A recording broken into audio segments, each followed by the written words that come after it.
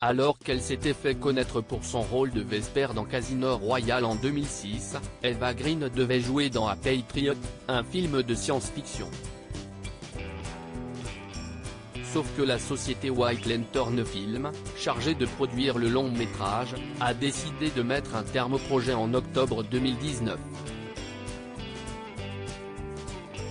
Mais un procès s'est ouvert ce jeudi, car l'actrice de 42 ans, qui est d'ailleurs attendue à la barre le 30 janvier prochain, a décidé de poursuivre en justice l'entreprise britannique, réclamant notamment son cachet d'$1 million, 918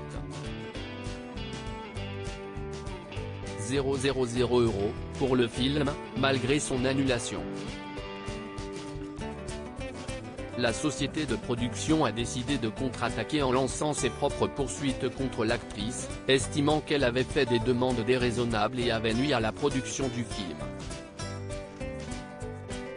Elle aurait notamment exprimé un manque de confiance et un mécontentement à l'égard de membres de l'équipe de production, et se serait montrée de plus en plus réticente à s'impliquer, en violation du contrat, ont estimé les avocats de White Lantern Film.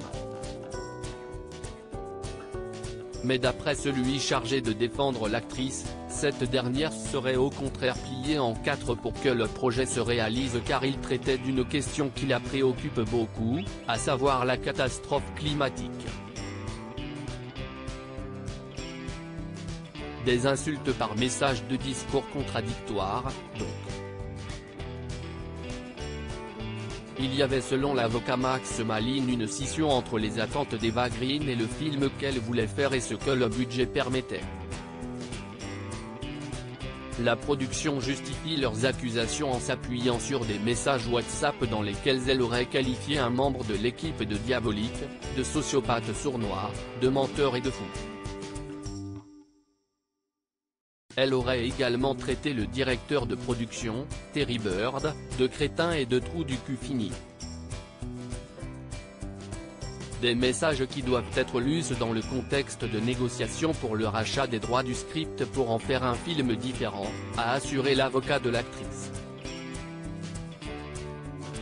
Cette affaire est conçue pour dépeindre ma cliente comme une diva afin de faire les gros titres et de nuire à sa réputation, a-t-il ajouté, qualifiant d'extraordinaires les accusations contre sa célèbre cliente.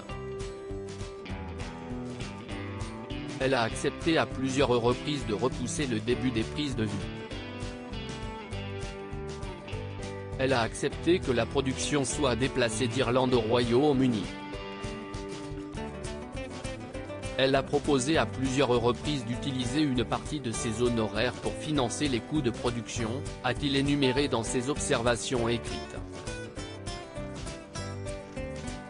Pour lui, White Lantern Film veut noircir le nom d'une actrice qui n'a pas violé de contrat ni manqué un jour de tournage au cours d'une carrière de 20 ans.